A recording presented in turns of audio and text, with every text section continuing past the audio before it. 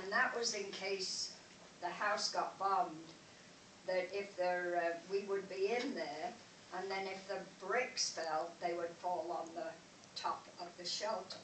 So it was pretty close to the house, and everybody had those in their backyard that had a backyard. People that lived in tenement houses that were very close together, they would build a big shelter at the end of the road, and when the sirens went, the people would have to go to it. It wasn't as bad for me, because I never really realized how bad it was until it was nearly over, because my dad took very good protection of us, that when the sirens would go, he would have to rush us out of bed and down into the air raid shelter. So every night he'd leave us up a little bit longer, and then the sirens would go just after we got to bed. So finally he said, okay, as soon as you had your supper, you go straight into the shelter and sleep there. So for about 6 months, when the bombing, the Germans came over every night, dropping bombs all around. So for those 6 months, we stayed in the air raid shelter continuously after school and in the evening. And at the bottom of my street where I lived was a big factory where they made aeroplanes. And it wasn't really very far, maybe as close as just a few streets over. And my mom and dad worked there making aeroplanes. And there was 5 of us, my brothers and sisters. And my mother really didn't want to go to work, but the government said, we need you, so you've got to go. And so her and my dad decided to do the night shift, so that my older brother and sister would look after me and my brother at night. And at midnight, when it was time for my mom and dad to have their evening meal, what you would consider your lunch, they would come home and eat and check on the house and make sure we were okay. And the bombing went on pretty bad for quite a while. And in school, we had, in the basement, we had what they called rabbit holes. And there was no lights in them. They were just, when they were building the school, they just made these holes for us to go down in. And they didn't have no lights or anything, just had little benches around. And if the sirens went while we were in school, the teacher would have to take us down into the basement, and we would just sit in there in the dark and wait till it was all clear. And it really spoiled a lot of our schooling. We didn't get, well, I know I didn't get near as much schooling as I would have liked to have had, because those 4 or 5 years really took a lot away from us. But we still lived, you know, we were still happy. We played in the street, and we played hopscotch and skipping rope and baseball and things like that. But we had to be alert that if the sirens went, we'd all dash home and get in the air raid shelter. We never had no sweets or chocolate. I did not see a banana for about 4 years, from when I was 6 till I was about 10. And everything was rationed. We had a ration book. We were allowed 1 egg a week. And it seems like you might think that's really bad. We didn't even notice it, because I suppose we didn't miss what we didn't have. But I do remember that things were very short. And I remember when I was about 8, standing in a line all day at the vegetable cart, just so I could get 5 pounds of potatoes for my mum. And you'd stand there all day, and sometimes the potatoes would give out before you got there. So you'd have to dash back the next day and wait in line. And things were pretty short, but we managed. And as I say, one thing I missed was sweets and chocolates. But I do remember that Australia, I know you know where Australia is, they sent us food parcels. And one day, the teacher had this big box on her desk, and she told us that this was from Australia. And they had sent us all these sweets, which is candy. And they gave us all 5 pieces of candy each. And those are things you remember, because sometimes you try not to remember the worst things. I do remember I was evacuated, and that was when they took my sister and myself and my brother to Wales, because I lived in England, and Wales is a very farming country, not as many houses or factories built there. So the Germans didn't bother bombing there.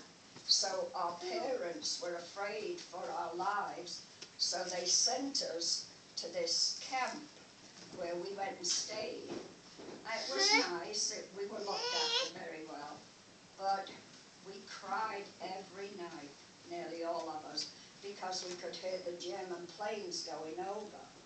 And they had a special sound that we knew the different sound between our airplanes and the German airplanes, because the German airplanes went zoo, and they stopped, and then they'd go zoo, and so we all knew that the Germans were flying over us, so we'd get upset because we were worried about our parents. So after about 3 weeks, they gave it up and sent us all home. And so I know they sent a lot of children to Australia and America, but my mum said that was too far for us to go, so she never bothered letting us go. This aeroplane factory was very interesting, because every day I would walk to school, I would see men on there painting, and they would be painting every day to camouflage it, because if they took pictures of it and it looked like a certain way, they would know where to bomb. So what they did, they had these men painting it all different, like trees and things. So every day you walked to school, you would see these men painting this factory continuously until near the end of the war. So they wouldn't, and they never did. They never did bomb that factory. I'm trying to think of some of the things that would be interesting to you. My oldest brother did have to go in the war. He was in the Air Force. And I never prayed so hard for anything in my life like I did for my brother. And he was dropped in Denmark on D-Day. And I suppose you all learned about D-Day. But he was dropped, he was a parachuter, and the war was just about over. So his time in Denmark was pretty good, because Denmark didn't have so much of the war like we did. And when he came home, he brought us a big ham. It was that big that my mother had to clean out the washing boiler where she boiled her clothes, and she had to clean that out to cook this ham in it because it was so big. And he brought us good Danish butter and sweets and candy and stuff. So we were all excited to see him come home and see all the good stuff he brought us, because we hadn't seen all this stuff in the war. So, but it was very frightening. Whenever the sirens went, you always got worried how close they would go. And I had made up my mind, if I was going to be killed, I wanted to be killed with my mother. So when the sirens would go and the teacher would march us out the room, I would head for the back door and I'd run home. And of course, I got in a lot of trouble. And so they made my eldest sister, every time the sirens went, the teacher would hold me back until my older sister would come from her classroom and take care of me. And I'd go in her rabbit hole. And so it was good to have a big sister anyway, because she took care of me and helped me over those bad days. I don't know what else you would like to know, but if you'd like to ask me, then it will help me to know what you've been studying, what you would like to know about. Yeah. Did you have any like best friends that you always talk to while the war was happening? Excuse me? Did you have any like best friends, like a best friend? Oh, right. We always played in gangs, not bad gangs, but good ones. Yeah. And we played baseball, and we'd divide in teams. And most of my friends I had till I was married, because we never moved. With the war being on, nobody ever moved. So all these children you grew up with, which most likely will be like you'll grow up with all these kids unless their parents get transferred somewhere else. But we never could move because there was nowhere to go. So we grew up with all those same friends till we were just about married. So yeah, we did, and we had lots of fun. In the daytime, they never seemed to come over, but except one time, I remember really, they did come over in the daytime, and they bombed 2 streets over from the school. They bombed a lot of houses, and I ran home because I could hear the bombing, and I ran across the field at the back of the school, and I saw a plane coming over, and it was that low I could tell it was a German plane because he had the mark on the back, and I could literally see the pilot in the plane, because they're not big planes like they are today. They were smaller planes, and maybe they just had the bombs on with the pilot and the co-pilot in them, and that really scared me. I thought, oh, the Lord really spared me. Maybe those guys didn't even see me, but I know I missed that. Did you ever see Nazi soldiers? Yes, now that's one thing. There was about 2 or 3 place fields over from the school. They had a German prison camp. And the German prisoners used to make, I don't know if you've seen them, but they're a doll on a piece of string, and when you push the bottom together, the dolls turn around. And the Germans used to make these, and we used to take them cigarettes, because they wanted 5 cigarettes for each one of these dolls, acrobats and things. And what they would do, they would make these wood, and they would be smoking, and they'd make a pattern. They'd touch the cigarettes on the wood and make a big pattern all the way up the wood. So they were quite cute. And we couldn't get no toys, so to us that was, but my mum and dad wouldn't give me 5 cigarettes because they didn't want me going too close to the camp. But I did go with my friend, and they were just as nice. I remember they were friendly and nice, and they most likely didn't want war any more than we did. And they were captured, and they were right there. And as I say, they treated us nice. They spoke to us, and one thing we learned, that the Germans eat black bread. So all the kids would come to school and say, oh, I don't want to go to Germany. They eat black bread. Because the only black bread we could imagine was bread that had been dipped in dirt or something. But over the years I've learned that they eat a lot of pumpernickel bread in Germany, and it is black. But when you're children, you don't realize a lot of these things until you grown up and seen them, you know.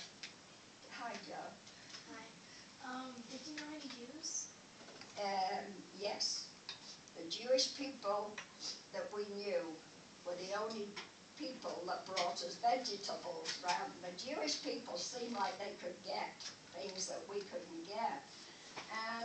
But they were wonderful people. And they used to, one little Jewish lady, she would come round with a cart with vegetables on it right into the neighbourhood. And we'd go out and buy stuff like that. And we had a Jewish synagogue in Liverpool where I lived, but it was too far for me. I didn't see it until I grew up, because the only time I ever went out of the, like say here, where I lived, was to see my grandmother. And one time I went to see my grandmother with my mom, and the sirens went when we were on our way back. And we had to run from one air raid shelter. When it went quiet, the buses all stopped running, so we got off and went into the air raid shelter. And then when they went quiet, my mum would get my hand and we'd run to the next air raid shelter so we could get closer to home. And that was the night they really bombed Liverpool too, that very night that we were out. So I never went to my grandmother's again till the war was over, because it's a bit too dangerous. But that was a very bad night. I remember the bombs were dropping and things were on fire everywhere, and it was really rough. We did have some rough days, but not as bad as London, so. Did anybody in Liverpool, did they hide any Jews? No, we didn't have any of that, because the Jews didn't have no problem where I lived. You know, we loved them. The reason they had to hide them in Germany and in Holland is because they escaped from Germany, where they were being tortured, into Holland.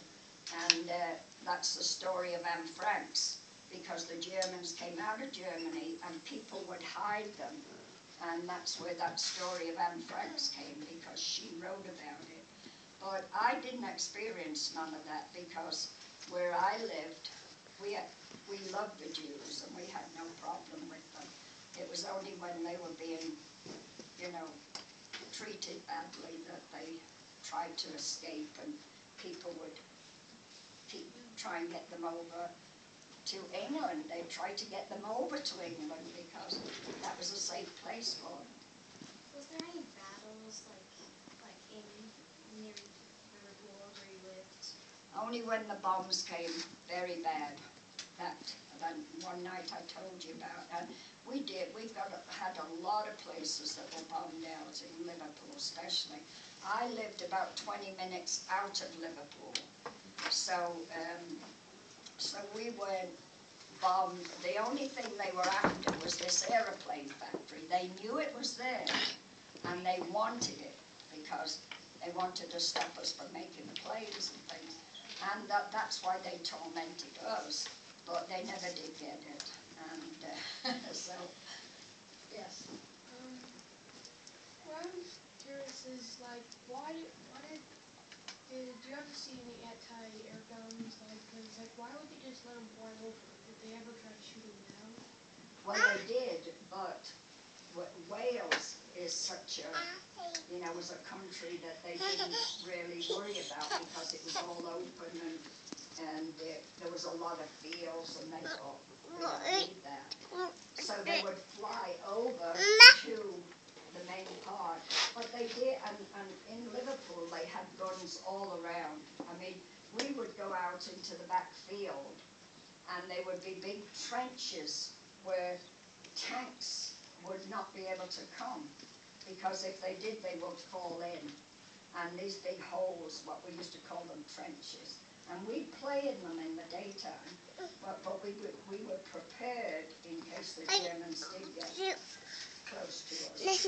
But they didn't get any closer than dropping the bombs, and they didn't we never seen them actually come in and fight or anything like that. It was where I lived, but I know they did. Did you ever see one of them shoot or were you usually just in your shelter? Yeah. They shoot? Yeah. I never even seen a gun. You know, they took those, they were Ask what they where would the do in the fighting air was shelter. actually. So you didn't see any cannons or? No, I just saw I did see the big guns they had around. They were, you know, they'd shoot up at them, but that was around this airplane factory. That's the reason it was, so they protected it all around that factory. We just happened to live in that neighborhood. But they really built that neighborhood for the people to come and work in that factory. It was way out in the country, and they built that factory, and then they built these houses, and that was for the people. Nearly everybody that lived in my neighborhood worked in that factory. One question, did you ever see any of the big bullet? Pick up the No, roll. but my brother, my older brothers would go out after all the fighting, and they'd come home with empty shells like that. He took it off And the we shelf. used to use them and polish them up, and we used one in the hall to put the umbrellas in. Use this as an umbrella stand. And the boys, like you and older, that's what they would do every morning after the air raids. They'd go out hunting for empty shells and things like that. Did you hear of any naval attacks? Yep. In fact, I was just going to say, before we were all evacuated, they decided to take a shipload of children to Australia. And what they used to do is put a Red Cross flag on these ships to let the people know that they were children or wounded. And really, the enemy, if they were doing right, they weren't supposed to bomb those kind of things. But this shipload of children, and one of my friends at school, her mum let her go, and it no sooner got a few miles out of London, because that's where it sailed from, down Southampton, and the Germans bombed it, and all those children were killed. And so that's one reason my mom said, you know, you stay here. And that was one of the worst things that I remember about the war, was this shipload of children being killed, because they bombed it with the Red Cross flag on it. That was really sad. Did you ever see a bomb drop or explode? No, I only heard them. Yeah, at night. They mostly came over at night. The sirens would go in the day if there was suspicion. But another thing I was going to tell you, from when I was 6 years old, they gave us gas masks. And we were all given these gas masks, and I know you've seen a gas mask now, how they use it for gas and stuff. Well, we all had to have them, and the teacher, had a big round thing on the end, and the teacher would come round with a card and hold it under that to when we put it on, to make sure we were breathing right. Because it was very difficult to learn how to breathe with a gas mask on if you'd never done it before. So every day at school we would practice, and we used to carry the gas mask in a square box on our shoulders, and we could never go anywhere without it. We always had to carry that gas mask with us. And that was, you know, that was one little thing that we experienced. Did you ever listen to Winston's speeches on the radio? We heard Hitler.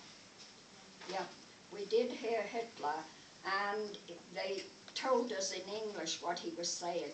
And he told one night how this factory where I lived, he said on the radio, it must be on wheels because we can't find it. And do you know, and that is why these men were painting, because you know, if they come over, it looked different, looked like another field, and they never did drop one bomb on it the whole time the war was on. Was there a shelter by the factory? Pardon? Is there a shelter by the factory? Oh yes, for some of the workers, right? If they could hear the bombings were real bad close by, then even the factory workers would have to go out into the underground shelters and things like that. But as I say, we never. There's only one time, and that was in the daytime, when that street just close to our school was bombed. That was the worst, closest to where I lived that we had. But my grandmother, her whole street was bombed out, and because she lived further down towards the big city. And my uncle had come to America just before the war started. He was in the Navy, and he got off in New Orleans and stayed there. And when the war was on, he was writing to my grandmother. And when that street was bombed out, they returned his letters. So he thought my grandmother had been killed. And in 1953, my grandmother decided to write to the British consulate in New Orleans. And he said, well, the best thing I can do is put an ad in the paper. So he put an ad in the paper with my uncle's name in and my grandmother's name, and he saw it, and a lot of men at work saw it. So they all put together and paid his fare to go see my grandmother. And he hadn't seen my grandmother in about 20 years, and he came over. But she had moved to further out away from the bombing, but that was a close experience as family, was that. Did you have any children in your school whose houses got blown up in the bomb? No. They didn't have their home anymore, and what did they do if their house got blown up? Well, there was lots of people had moved out. We lived in like a subdivision where houses were very close. And when the war started, a lot of people moved to countries or to Wales and out away from the bombing. So it left a lot of these houses empty. And when anybody, even people from London that were bombed out, were sent to fill those houses. And then when it got a bit later on, when America came into the war, they filled these houses with American soldiers because we didn't have an air base for them. And I remember they were very good to us. They gave us gum, when we'd walk out in the street and they'd see us, or if they were playing a baseball game and we'd go around, they'd give us gum and sweets and things. And then they built an air base for them, and they moved there. And that's where my husband was stationed. But that was the Korean War. That's how I met him. He was sent there when the Korean War was on. But, yeah, it's when I look back, it was interesting, but it was scary. But I just think the Lord had a lot to do with it, because I never seen a fog since I've grown up as bad as it was while the war was on. We used to have fog that bad that you couldn't even see your hand in front of your face, and we had to walk everywhere, and that did stop a lot of the planes. But since the war is over, we don't have fog over there hardly anymore. And so sometimes when I look back, I think the Lord had a hand in certain things for us, it was amazing. So, is there anything else? Joyce? I just wanted to hear what you did in the dark in the rabbit holes. I know that you can knit. Did you learn to do that in the dark? Or? No, we couldn't do nothing. It was so dark, we couldn't even have our studies. Oh, and then another thing, when it got really bad and they were afraid of the school being bombed, they sent the teachers to a house and they divided the children. So we went, about 6 or 7 children went to all these different houses to be taught. And the teacher would go to which house they had selected. And there was so we missed going to school with all our friends for a long time, at least a couple of years, because we just went in maybe 6 or 7. And what they were trying to do is keep us Separated. So, Do you remember VE Day, and what did you do, and what did your family do on VE Day? oh, that was the most exciting day. And I don't know where the mothers got all the cakes and things from, but I know you call it Jello here, but we call it jelly in England, you know. And they made us jellies in little cups. We had cupcakes, and they had big tables all down the streets, and they decorated them with homemade decorations and flags. And sometimes you wonder where all these people got all this food from for the end of the war, because while it was going on, we didn't have all these goodies, and all of a sudden there was all these tables full of delicious food, and we danced in the street and just really had a wonderful time when it was all over. I do remember all that. That was good. Would the bomb shelters like still be there? Like, Pardon? are the shelters still there? No, only the ones that were in the underground. Now in London, people that lived in the big city, they used the railroad. You know, they had the railroad under the ground. So the London people all went into the underground railways, which is still there. But in my hometown, they tore all the shelters down, and you know, there's no sign of anything that was going. The only thing that I do see is when the war started, they didn't have enough steel, and so they took all the gates that were in front of the parks. We have beautiful parks like you do, but we had gates outside. And I don't know if you've seen a lot of pictures of England and Buckingham Palace, how it has all these gates around. Well, our parks used to be like that. And the government come and took them all down, and some houses had them right in front of their houses, like little fences, but they were made of corrugated iron and things like that. And the government needed it all to make bombs and ammunition. So they took that all down, and even to this day, they haven't put it all back. And you can walk down the street and you can see somebody's house that's got like a, you know, the cement there with little holes where these fences and little gates used to be, and they've never put them back. But, that's the only thing that I've seen that reminds me of how it was. But I really think, when I think about it, the only thing I really regret is our education. Our education was ruined for those 6 years. And my birthday is the 11th of April, which is always Easter time. And in England, you're allowed to leave school at Christmas, Easter, and just Christmas and Easter. You're allowed to leave school. And in England, when I was growing up, we used to leave school when we were 14. And then, when the war was over, they said, okay, all these children didn't get enough education. We are going to make them stay at school for another year.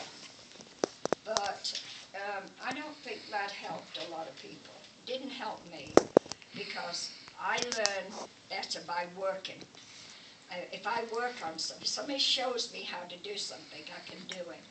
And I learn that way, by doing. And a lot of people do. And in England, the boys, when they leave school at 14, they go right into their trade, whatever they want to be.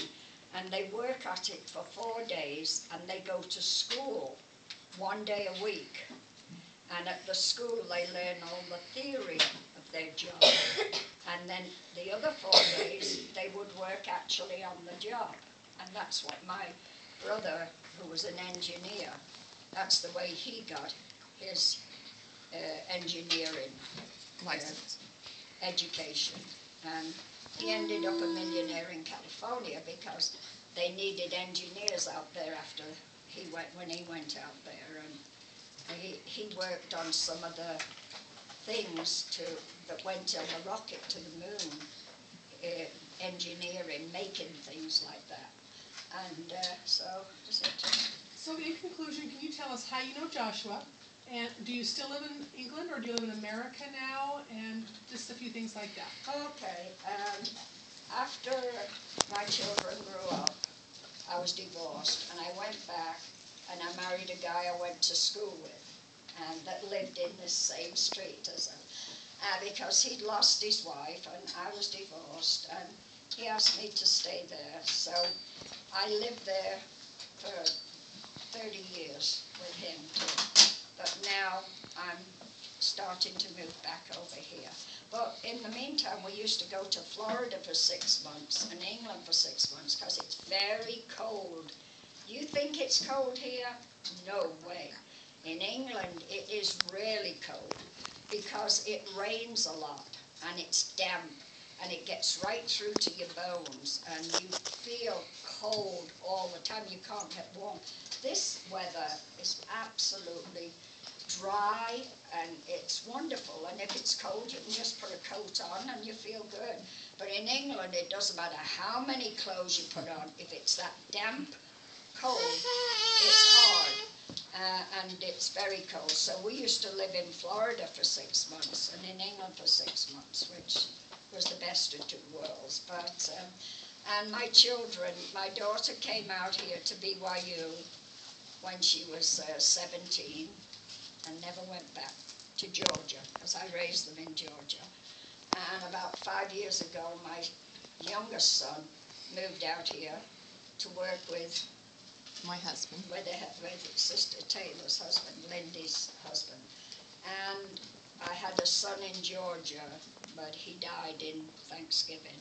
So I'm not as attached to Georgia because his children are all spread out. Mm-hmm. So this is most likely where I'll end up. I was friends with her daughter, and, right. and so that's how. Okay, Oh, so yeah. that's how you are all related. Yeah, and I've known Josh since, in fact, I was being visited, and I was on the way back to the airport, and Josh was in the car seat, and I took a picture of him because he looked so cute, and I said, when is Josh's birthday? And Lindy said, oh my goodness, it's his birthday today, he's a year old. And she'd forgot with all the excitement taking me to the airport. And my daughter has a lot of friends because she's handicapped, and she has a lot of girls living in her house, and the kids have all grown up, and they all call me Nanny. And one time I was going to the airport and I had 30 children seeing me off at the Salt Lake Airport. And the stewardess said, are these all your grandchildren? I said, no, but they call me Nanny. And we have lots of friends here. I've been out here nearly every year. I've come to visit her, so I've met her friends and seen their children grow up. And the day I met Lindy and Paul, Krista was just a little bitty baby, about 3 months on her lap. And so we've been friends, and we have good friends here. Well, it's a great. Wonderful place you all live in. So. Well, let's give her a wonderful, Mrs. Barker, wonderful. One more thing I want to tell you. Where's my bag? Oh, here. When they sent these candies from Australia, I have 2 boxes of chocolates here that I'm going to give to your teacher, and maybe she can give you one each. I hope it'll go around because I don't know how many children there are and how many. Well, we take the math. That's one thing I always remember is them giving us those 5 sweets each. And I thought that was the best thing because we hadn't had any in so long. So. Thank you. Okay. My mother was about 10 years old and living in Ohio when the World War II was going on. And so she remembers being afraid, because she had dark hair and dark eyes. And she was afraid, because she heard about the Jewish children, Jewish families, and she was afraid that if they came to America, even though she wasn't Jewish, they would think she was Jewish. Yeah, right. And so she was just kind of afraid of all of that. And so my mom and dad lived through the war of course, back in Ohio. Yeah. So I've heard a lot of stories, their experiences, just being on the American side, and it was still scary, Worrying even though about you're a it. long way away. That's It was right. still Just scary. worrying about it. Yes, Yeah. it was. Well, thank you so Thank much for you. coming. We appreciate Thank it. you.